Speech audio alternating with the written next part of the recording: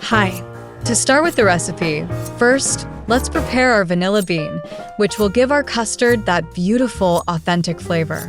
Take one whole vanilla bean and using a sharp knife, carefully split it lengthwise. Then, use the back of your knife to scrape out all those tiny black seeds. They're like little specks of flavor gold that will make our custard extra special. By the way, since many of you ask about this kitchen knife set that I use after trying several, I found one that really makes a difference. I'll leave a link in the video description in case you're interested. Now, we'll combine 250 grams of whole milk with our vanilla seeds and pod in a medium saucepan.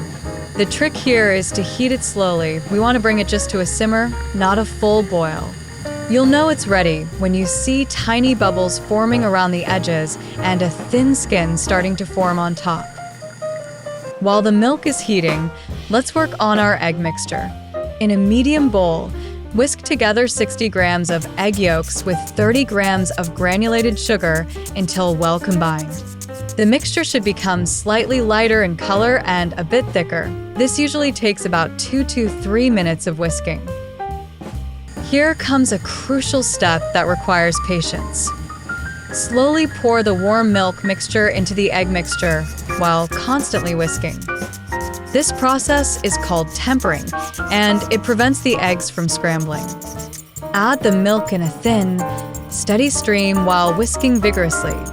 Think of it as giving your custard a gentle introduction to the heat. Now return the entire mixture to your saucepan and cook over low heat. This is where attention to detail matters. Stir constantly with a wooden spoon or silicone spatula, making sure to scrape the bottom and sides of the pan. You'll know it's ready when the custard coats the back of your spoon and holds a clean line when you run your finger through it. Time to strain our custard to ensure it's silky smooth. Pour it through a fine mesh strainer into a clean bowl, which will catch any bits of cooked egg or vanilla pod. Immediately cover the surface with plastic wrap, pressing it directly onto the custard. This prevents that dreaded skin from forming on top. Finally, you have two options. Either cool the custard quickly by placing the bowl in an ice bath, stirring occasionally until it reaches room temperature, or keep it warm for immediate use. If using the half a cup of heavy cream, fold it in now for an extra rich custard. The finished creme anglaise should be smooth, creamy, and coat the back of a spoon beautifully. And that's how you make this delicious recipe. If you enjoyed it, don't forget to subscribe to the channel for more recipes like this one.